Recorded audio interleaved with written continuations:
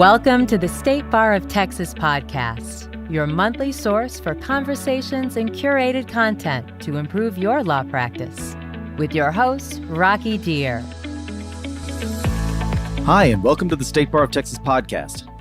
I once met a law professor who opined that the law is anthropomorphic. That had me scratching my head, primarily because I didn't know what anthropomorphic meant. But once I looked it up, though, I found out the statement to be rather profound. By the way, anthropomorphic means, quote, described or thought of as having a human form or human attributes.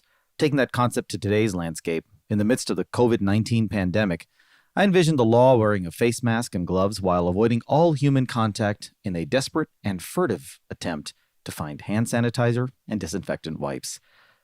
This is in stark contrast to the law we all knew before the pandemic, a law that was markedly personal, with in-person hearings, trials conducted in front of a jury, negotiations taking place across a table. You get the idea. As of this recording, the vast majority of courthouses across the United States are closed. Tales abound of hearings being conducted remotely in some courts, but the pace and cadence of the court system has changed and slowed for the time being. Most, if not all, lawyers are wondering what this means for the future of litigation and the future of law practice. David Slayton might have some ideas on that. He's been working in the judicial branch for nearly 20 years, assisting with court management in state and federal courts across Texas. David currently serves as the administrative director for the Texas Office of Court Administration and the executive director of the Texas Judicial Council, positions he has held since 2012. Now, I can't promise that David has all the answers, but he can certainly give us the right questions to ask. So with that, David, welcome to the podcast. Thanks for being here. Thanks, Rocky. It's really good to be here. I appreciate the opportunity to have a discussion with you today. Absolutely. Now, look, let's start with some basics for the uninitiated. What is court administration? And so what do you do every day? Yeah, that's a question my wife and kids always ask me as well. What is it you do? My kids used to say that my job was to go to meetings and travel. And so most people don't really know what court administration is. But basically, we are people who are court administrators are generally the people that are not seen by the litigants, the lawyers, or the public, and are behind the scenes trying to make everything run smoothly. So, whether it's making policy recommendations, dealing with budgetary issues, personnel issues, or technology, those are all the types of things that we're working on every day. So you're the backstage crew and you're the management and the promoters, to put this in concert parlance. Right. Sometimes we wear black shirts, just to make sure no one can see us. But no, we're backstage trying to keep everything running smoothly. And the best part is if no one ever sees us, then we're probably doing our job well. If we're seen and things are going wrong and we're out having to explain that, we've probably not done as good a job as we hope we would have done. Well, that's why this podcast is not visual, because people are much happier when they don't see me. So, yes, right. I'm with you. We're kindred spirits. Now, what got you interested in court administration? I've yet to meet a court administrator who said that when they were a kid and said when they grow up they want to be a court administrator. It seems like most of us have gotten into this field by somewhat accident, and my story is no different. During college, was looking for a job, and I had a friend who was a chief deputy district clerk in Lubbock County. And she said, you can come and file documents in the basement of the courthouse and we'll pay you minimum wage. And a minimum wage sounded good at that point because I needed a job. And so I jumped in, and so literally started in the basement of a courthouse filing documents, and then have just worked my way through the court system, whether it be state courts or federal courts, over the last 20 years, and really love what I do. But it's been a journey throughout the court system, and I've been happy to learn as I've gone along the way. Minimum wage in the basement of the courthouse. That must have been a conversation starter at the frat parties. Right, exactly. Yeah. So how many documents did you file today? It was really exciting stuff. And it actually made my job, whenever I moved to this position, one of my happiest days was signing the electronic filing contract. Actually, it's a really funny story is the day that the Supreme Court of Texas mandated electronic filing in the courts of Texas was the exact same day I started filing documents in the basement of a courthouse many years earlier. So I sort of felt that was kind of interesting that I'd been filing all these paper documents, and then the court had said no more paper documents. So it was on the anniversary. It was on the anniversary of you starting that job. Exact anniversary of the day I started that job. Pretty wild. Wow. Okay. I guess they figured, David, enough is enough. Right. No more filing. That's right. That's right. So look, let me address the woolly mammoth in the room for most lawyers. When are courts reopening? Do you have any idea? Yeah, so we actually just issued guidance last night, May 4th, to On all the Star courts in the Wars state. Day. May the 4th be Yes, with you. yes, Okay. that's right. We had to figure out a good day to distract people from watching Star Wars, but basically issued guidance to them last night to talk about June 1st. So as of right now, and for the last several weeks, we've told courts they couldn't have any non-essential in-person hearings until June 1st. And so that's the day when we're planning on courts being able to begin having in-person hearings again, with a couple of caveats, which we can talk about today. Sure, But the please. key is to make sure that everyone is safe. And so the goal will be that we will continue doing as many remote proceedings as we can, so that if it makes sense in the case and there's no barriers, say the litigants or witnesses can't join remotely, then we'll do it remotely just to kind of keep that process underway to reduce the number of people coming to a courthouse. But in those types of cases where it doesn't work out or that's not appropriate, then we're going to be starting to let people come back together with several restrictions after June 1st. So it's going to be the next installment of Star Wars. It'll be Return of the JD. That's right, Return of the JD. Let's play there on our May the 4th be with you issues. Look, this is why they pay me what they pay me to do this. Right. Which is free, by the way. So you get what you pay for. So exactly. Now, when we say June 1st, what's that? First of all, what is that based off of? And secondly, we see reports in the media saying that there's going to be more waves. We've not really flattened the curve yet. This is just the beginning. So how did we pick June 1st is the first part of the question. The second part is, how does that compare with what other courts and other jurisdictions in the United States are doing? We have been consulting with the public health officials for the state since early March and trying to help them guide us through every step of the way as to when we needed to begin to close things down, when we needed to, in a sense, prohibit in-person hearings that weren't essential. So as we've been looking at bringing folks back together, we have been in consultation with the medical professionals. And, as of right now, I think they're comfortable and we're comfortable that we can do this again on June 1st. And so that's really the date that we worked with them on choosing. And that's the date that they felt was comfortable. Obviously, if we see, a major spike come and other issues that come up that are different than what we're expecting right now, we'll have to look at that. But I think right now we feel pretty comfortable after having had that conversation with them. With regard to the other courts around the country, I think, it depends on where you're at in the country as to what's going on. The New York court system is an example, obviously, sort of ground zero for the pandemic. We've seen, they shut their court system down almost completely. They even quit accepting filings. Even electronic? You can't even do electronic filings. They had no filings coming in. Wow. They don't have mandatory electronic filing. So obviously they were getting a lot of paper filings. And so they were concerned about that. So they shut that down. And for a matter of, they actually still haven't opened up the ability for parties to file documents in their court system. So new cases are on hold. Everything's on hold. And they just started having remote hearings about a week ago. So, obviously when you look at what they're planning, their time frame is still weeks and weeks and weeks off. Other courts, maybe that were not hit quite as hard as we were, or New York was, they've been able to, they're looking at starting up maybe even a little bit earlier. So it just kind of really depends on the situation on the ground as to when they're actually getting operational again. Talk for a second about criminal trials, because, certainly during this whole phase when courts have been shut down, we've still got, a speedy trial requirement for defendants. So if you got a defendant who's entitled to have a jury trial, but you're in the middle of a pandemic, how have the courts been addressing that? And I don't practice criminal law, so I'm not as familiar with that. Yeah, unfortunately, one of the most difficult things to do during the pandemic is a jury trial. Our courts in Texas have actually been able to hold every other type of proceeding that exists besides a jury trial. Sure. And we've prohibited those since March. Obviously, the biggest issue we have is how do you convene the panel together to pick the jury trial? And so, especially with criminal trials, that's obviously a big concern, because they have a right to a jury trial. They have a right under the U.S. Constitution to a speedy trial. And so, for the most part, judges have been working with criminal defense lawyers and defendants about, the timing and looking at where individuals who are in jail might be entitled to bail safely in a way that can still protect the public. And but that is really one of the big issues that's facing us, is the need to recommence jury trials, primarily, for everything, but primarily for criminal jury trials. So this whole time then, say since March, have criminal jury trials pretty much not been taking place? There, as far as I know, and I'm engaged at the national level on these issues too, and there's not been a criminal jury trial in the country since March on Hmm. any type of proceeding. There was an attempt last week in Ohio for a judge to have a criminal jury trial, and you can go read about it, but it did not go very well. They were in the midst of trying to pick a jury. The defendant passed out Oh, during the midst of voir dire, and it turns out that they think he may have coronavirus.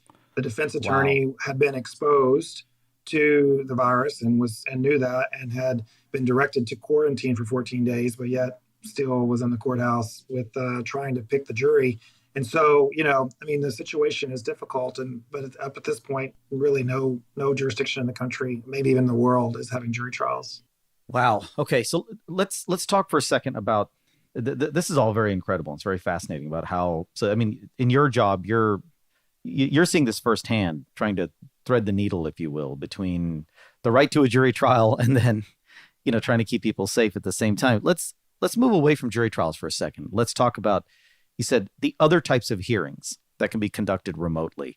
I've seen articles. There's been talk about, Zoom, Teams, other remote platforms being used. How widespread is that?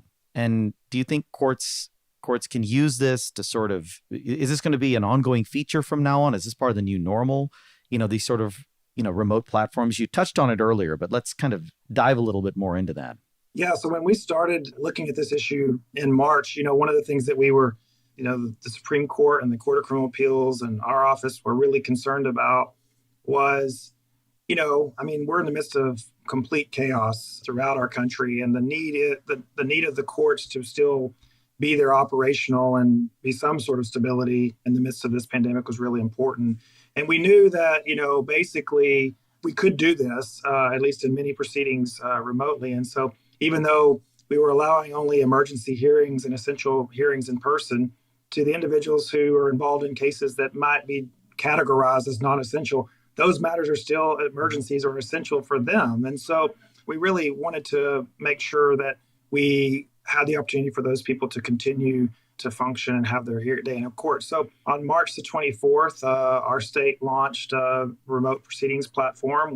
Our office provided to all judges in the state licenses to Zoom for hearings. And so our judges have just embraced that in ways that quite literally I would have never expected. In 5.5 weeks of having Zoom proceedings, the judges of our state have had over 40,000 hearings through Zoom. We've had over 180,000 participants in those hearings, over 60,000 hours of hearings. It's just really remarkable. I think what we'll see, in the immediate future after June 1st, even, we're still going to be seeing remote proceedings being used that way. But I think even, long term, I think we could see some courts using these type of remote proceedings because I think the judges, the attorneys, the litigants, everyone has really seen the value that can be held, at least in some cases and some matters of being able to do that remotely. So I think it's here to stay, but it's certainly been a huge benefit to us during the pandemic. I mean, quite frankly, if we wouldn't have had the ability to do remote proceedings during the pandemic, I can't imagine what the backlog would be like. I mean, we've had 40,000 hearings. Mm-hmm. So those 40,000 hearings are going to have to occur at some point. And so Sure. if we let those stack up and the ones behind them stack up, then obviously when we actually get back to the ability to start operating on a more normal basis, then the backlog would be overwhelming and quite frankly would perhaps take years and years and years to dig out of. So, we're really pleased that we've been able to do that, whether it's defendants, getting their day in court in criminal cases to either plead guilty or make their case for why they shouldn't have their probation revoked or whatever it is so that they can get out of jail or move on about their lives, or if it's a domestic violence protective order case or it's even a civil bench trial. I mean, we've seen matters in every type of case and every type of proceeding. You mentioned a second ago about bench trials, civil bench trials. Now, and this kind of raises an interesting question. I don't know if this has come up yet, but if it's a bench trial, then the judge becomes the fact finder, right? And Right. part of the fact finding is to assess the credibility of each witness.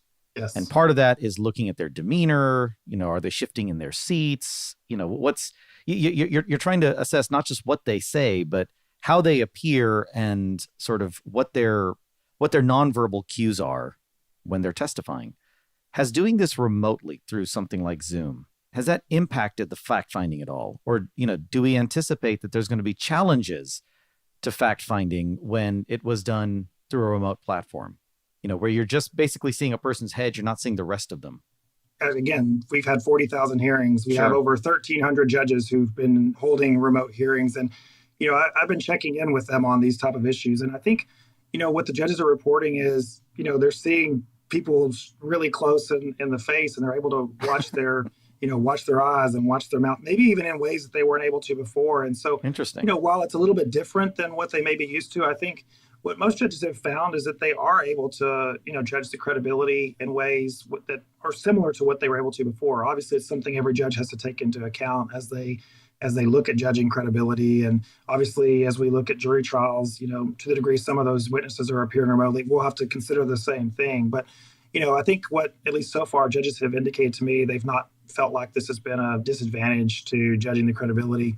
Quite frankly, judges have in the past done telephone hearings where witnesses are appearing by telephone. Obviously, they can't watch them.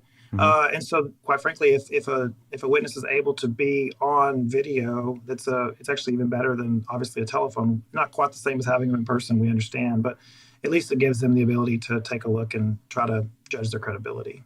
Aside from Zoom, is there some other forms of technology that courts are using during this time? I don't necessarily mean for video conferences, but even other aspects of the court process. Are there, aside from Zoom, are there other technology tools or even non-technology tools that the courts are using to kind of adapt to this new normal? Yeah, obviously there's the very simple, I just mentioned telephone, but, our platform allows people to appear by telephone. So we have folks who don't have maybe the same level of access to technology are still able to appear that way. The courts are also using, think about it, when everybody's remote, how do you deal with evidence, which used to be handed over in the courtroom? And so the courts have learned how to be able to get the evidence, whether that's through having the parties or attorneys email it to them in advance or upload it to a Dropbox or Google Drive or Box or one of those type of technologies. Those have all been used. And then, the other one, probably one of the most interesting ones, I think, and quite frankly was more difficult for judges to get used to, is the public has a right to observe court proceedings and almost every type of proceeding. Mm-hmm. So whenever you're doing everything remotely or the judges in the courtroom, everybody else is remote, but no member of the public can come to the courthouse, then we've got to provide a way for the public to watch it. And so we've been streaming our court proceedings live on YouTube. So the public has had a view into the courthouse that they probably never had before. It is really real court TV. And so that's another thing that they've used. So it's been I'm really, really proud of the Texas judiciary for just embracing this and saying, we're going to do whatever it takes to make sure people can have their day in court now. It's taken a lot of learning and a lot of adjusting and just trying things out, but it's just, they've done a really good job all across the state at all different court levels. And I'm just really proud of all of the judiciary. It sounds like you guys had to adapt very quickly to something that just kind of snuck up on us. It sounds like, and correct me if I'm wrong, but it sounds like there was no playbook for this. There was nobody envisioned that something could happen that would effectively shut down the courts back in March. I mean, was this all new ground, or was there already something in play where somebody said, well, this could happen one day, so let's be prepared? Well, it's sort of like everything. We try to be prepared. The Supreme Court formed a task force a number of years ago that was to ensure the judiciary's readiness in times of emergency. And so that task force worked on issues like this, but it was, obviously focused on things like hurricanes and fires and, sure. But there was a pandemic piece of that because there was a thought that, this could happen. And then even last summer at the national level, there was a conference held for courts in Nebraska that was just on pandemic preparedness, and Texas had a team there. So we at least had some knowledge, but I don't think any of us ever really expected this or prepared for this. So we were able to take some of those things that we had learned from, but there was no rule book, there was no playbook. And the Chief Justice and I were having a conversation, and this has been an unusual time because, you have to make decisions without all the information, and you have to make decisions with information that's changing, quite frankly, even by the minute or by the hour. So what you thought this morning was the right thing to do, by this afternoon, you may have different information that is changing. And then the other thing I think that's been interesting for, the judiciary generally, historically, we look at precedent. We look at how Right. things have done. We're averse to any risk. We want to make sure that we get it right the first time. Right. And quite frankly, in this pandemic, sometimes that's not been what we've been able to do. Sometimes we've had to say, we're going to move. We may make mistakes, but we'll adjust. Obviously, we've got to protect against the big major mistakes and obviously not impacting people's due process or constitutional rights. But on other things, when we started doing remote hearings, we literally made that decision in about 5 days to go from nothing to everybody using remote hearings. I don't know how many months or years that would have taken in a non-pandemic world, but we just had to make the decision, move forward. And literally the first guidance we gave to the judges was, you just got to try this out and work it out. I mean, that's just a weird thing for us to have to tell because that's not what we would normally do, but that's what we have to do in this situation. And you get to tell judges to work it out. They're always telling the lawyers, work it out. You got a discovery dispute, work it out. And now you get to tell the judges, work it out. So yeah, it was unusual. I mean, the Office of Court Administration, we've generally tried to be a resource to the judges, but it's generally kind of giving them all the information they need to be able to do it and just kind of helping them understand it. And then this one we were saying, help us learn. I mean, The first week that we did this, I contacted about 10 judges in the state and said, here's a license, go try it out and tell us what we need to tell everybody what to do. It's been a little bit uncomfortable, but again, it's worked out remarkably well. And the judges have been so great to share with each other and post things on Twitter and send us, just yesterday we got a document from one of the judges said, here's a way that we can tell the parties even more clearly how to get their audio synced up in Zoom. I mean, it's just they've been helping each other. It's been a really, as someone said, this is lemonade out of lemons. So we've really seen that happen. Tell the lawyers to make sure they wear suits and pants just in case they got to stand up. So yes, if the judge has you stand up in the, for the, when the judge leaves or something, I don't know. You might want to be thinking about that. I mean, there was actually, if you look at our website, we have guidance for judges about, and for lawyers and others about appearance and what they're wearing and things, because that was an issue that was raised really early on of, I saw a proceeding where one of the attorneys was appearing with a baseball cap turned around backwards and a t-shirt that was, anyway, it was not what you would typically see an attorney wearing in court. But you're not supposed to do that? Yeah, we had to remind everybody, this is court still, it's just online. I mean, there's no difference than what we were doing before, but I think that was people were used to being on Zoom or whatever platform it was just to have fun. And so it was a bit of a transition there. It was interesting, actually. You said earlier that Zoom licenses were given out to all the judges in the state. So does that mean is this being used even in rural areas or maybe in smaller courthouses? And then I wonder how that plays out, because I don't know what internet connectivity would be in some of the more far-flung parts of Texas versus in the major metro areas. Yeah, it's being used everywhere. Municipal courts in small areas, large areas, district courts, the Supreme Court, and had oral arguments. The Court of Criminal Appeals will soon be having oral arguments online. I mean, it's just, everyone's using it. And interestingly enough, while there have been some connectivity issues, I think most courts have found a way to deal with that. So maybe in the rural areas, the judges can't do it from their home, but they go to the courthouse where there's better internet. Or I've not heard of a single judge who said, I can't get it to work. I've heard them say, I can't get to work from my house. And so they've gone somewhere else to do it. And we've even not really had any issues, despite the fact that we are greatly concerned about people having access to the proceedings. So whether it's the parties or a witness or whatever, we've been worried about that, but we've actually not heard of any real cases where that's been an issue. Maybe the party has to go to their lawyer's office to log on to a device there or something like that. But we've been able to make it work with very little exception, if any. I've not actually heard of any cases where they say we couldn't do it because the parties couldn't connect. Well, and this next question or this next concern is not really a small town concern. This happens everywhere, even in the big cities. And that's, there are some lawyers who they're still used to paper. They still use fax machines. They still send correspondence on letterhead via certified mail, as opposed to just relying on email. So has there been a learning curve for those lawyers? Have they had to just kind of buck up and learn, or is there some kind of accommodation that's been put in place for those that don't know yet?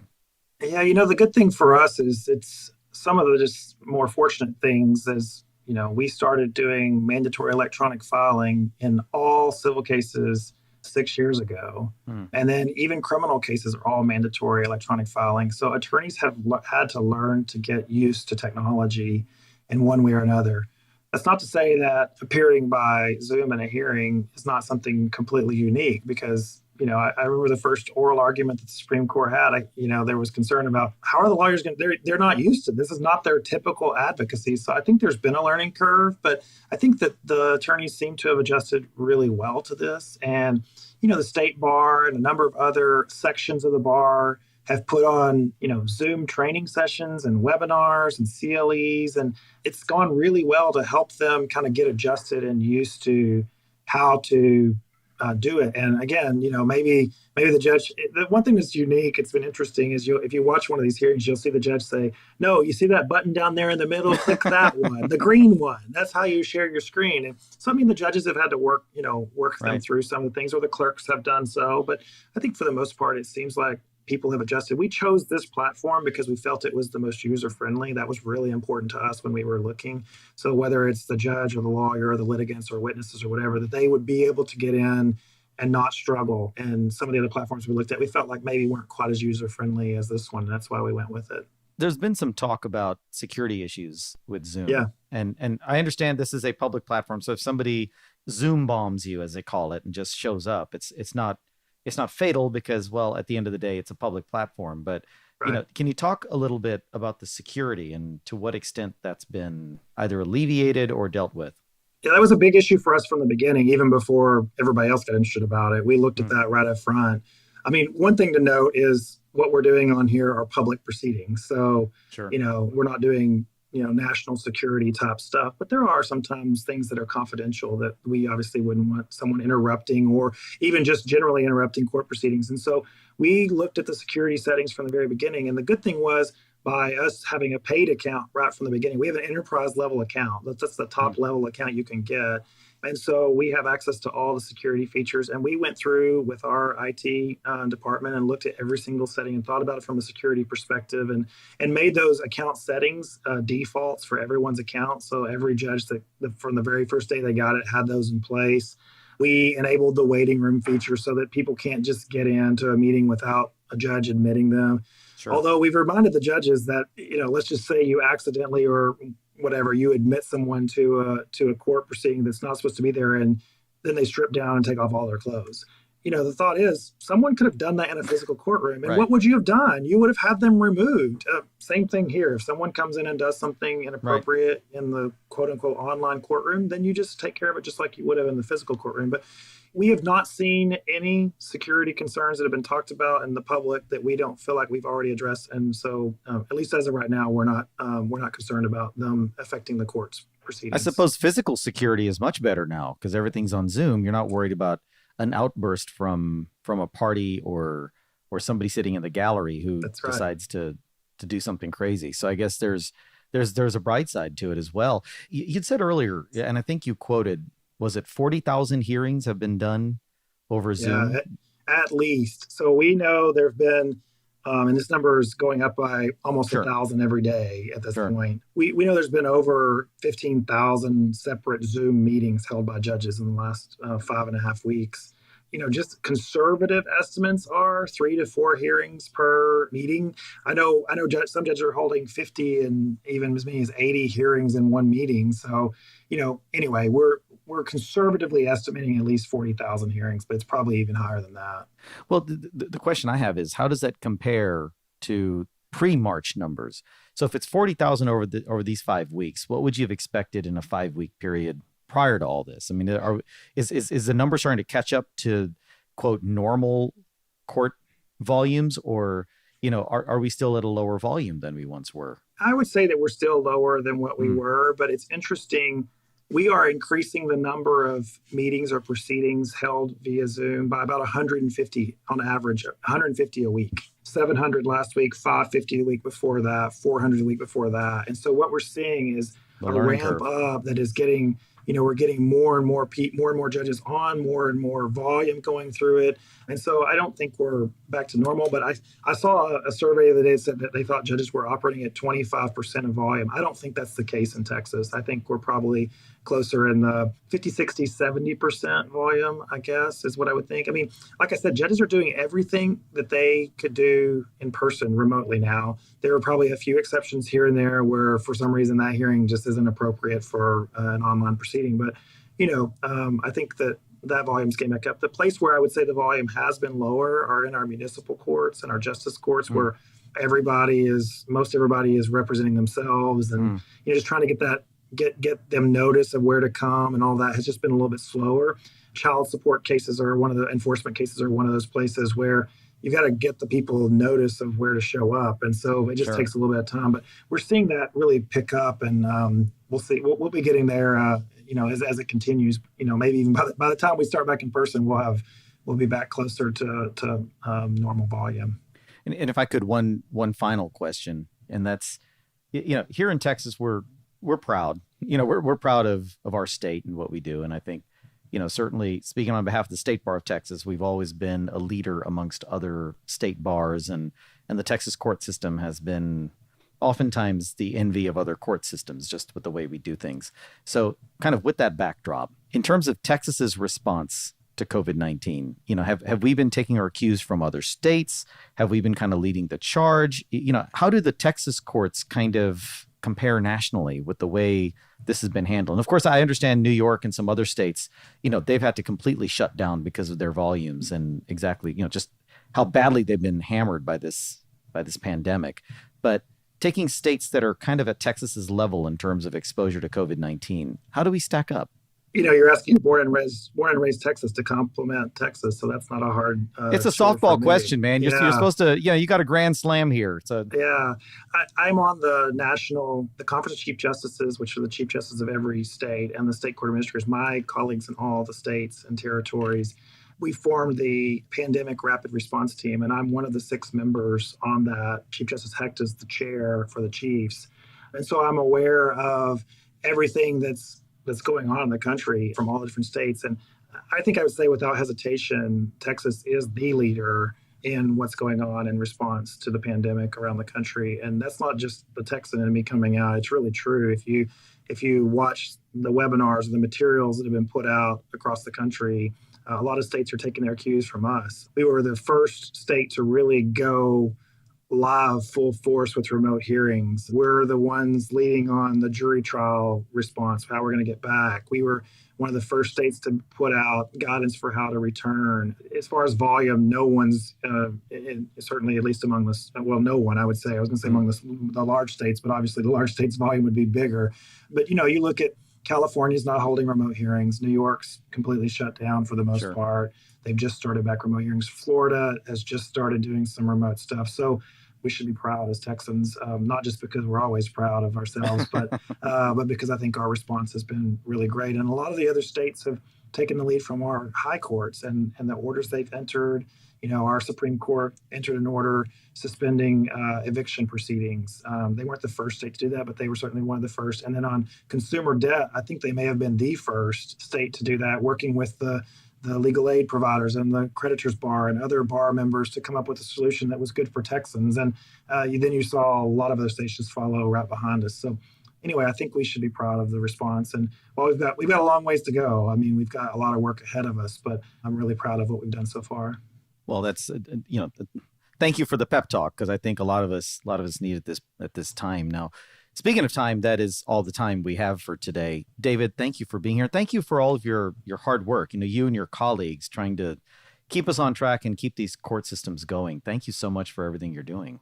I appreciate it. Thanks for letting us talk a little bit about today. And, if anyone has any questions or comments, they can always reach out. We're always looking for any feedback or thoughts. So happy to hear from anybody who may have some of those. How is the best mechanism for reaching you?